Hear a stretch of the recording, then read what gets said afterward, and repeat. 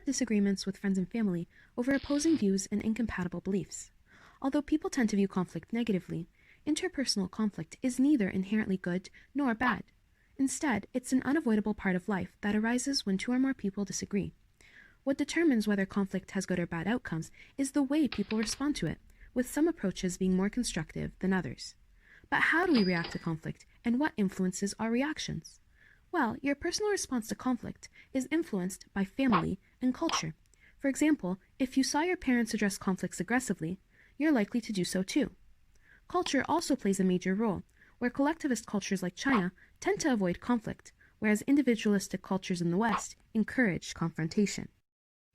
This video will discuss the 5 main styles of managing conflict, which are underlined by 2 dimensions. Number 1, one's interest in satisfying their own concern, and number 2, one's interest in satisfying the concern of others.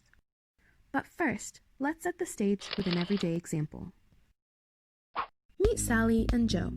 Sally prefers sleeping in cooler temperatures, while her husband Joe prefers their bedroom being toasty warm.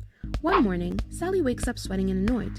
Upon finding the thermostat set too high, she confronts Joe about turning it up, complaining that he has been inconsiderate of her needs and has disrupted her sleep. Joe tries to deflect the conversation by joking that the warmer temperature will prepare her for their trip to Hawaii. But upon finding Sally unamused, he quickly leaves for work to avoid the conversation, hoping that she'll forget the issue by the time he comes home. In this case, Joe has an avoiding withdrawing management style. Avoiding withdrawing individuals have little interest in satisfying their own concerns and little interest in satisfying the concern of others. They despise conflict and try to evade it at all costs by changing the conversation, using humor for deflection, or even physically fleeing the situation. By ignoring the problem, avoiders hope it will disappear, and this tactic works best for small issues of little importance, but with bigger disagreements, avoiding only delays an inevitable confrontation. What if Joe immediately begs Sally for forgiveness, promising to keep the thermostat set low and ignoring his own need for warmth in favor of her temperature preferences? In this case, Joe has an accommodating management style. Accommodating individuals are uncomfortable with conflict and quickly end it by submitting to the other person's demands. They seek approval and acceptance, putting others' needs before their own. Accommodation is best for situations where you don't care as strongly about an issue, like who does the dishes or what music to play in the car. But this style doesn't generate effective long-term solutions, and resentment can build up when one person constantly martyrs themselves. What if Joe yells at Sally to stop complaining, threateningly shaking his fists and arguing that it's his house and his rules? He refuses to acknowledge Sally's concerns about the heat affecting her sleep and insists she accommodate his preferences for a cooler room. Well, in that case, Joe would have a competing/forcing management style. Competitors are characterized by high concern for themselves and low concern for others. They see everything in black and white and stand firm in their way of thinking with a my way or the highway approach. Competitors would do anything to win a conflict, including lying, physically threatening, and verbally attacking another person. It may be appropriate to compete during emergencies when time is of the essence or when you need quick, decisive action. But generally, competing causes post-conflict tension, resentment, and hostility. The 4th reaction is compromising. As compromisers, Joe and Sally hear each other's concerns, agreeing to always keep the thermostat at a middling temperature, although it's still a little warm for Sally and still a little cold for Joe. Neither is completely satisfied, but this middle ground keeps the peace for now.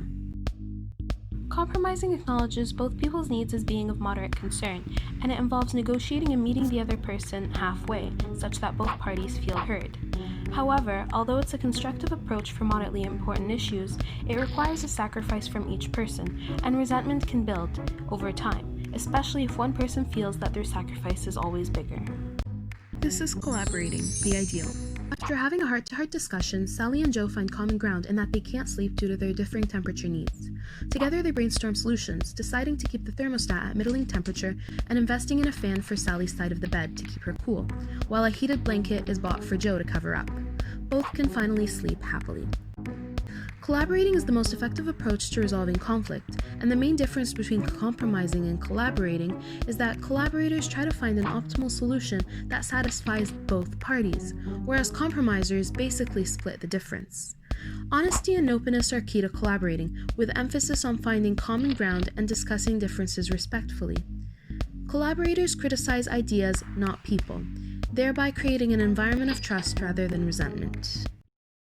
Ultimately, most people have a preferred style in dealing with conflict, whether that's by avoiding, accommodating, competing, compromising, or collaborating, but there's really no right or wrong way, as each has its own benefits and drawbacks. Although conflict is inevitable, understanding how you and your loved ones respond to it can help de-escalate situations and lead to faster, more effective resolution. Thanks for watching.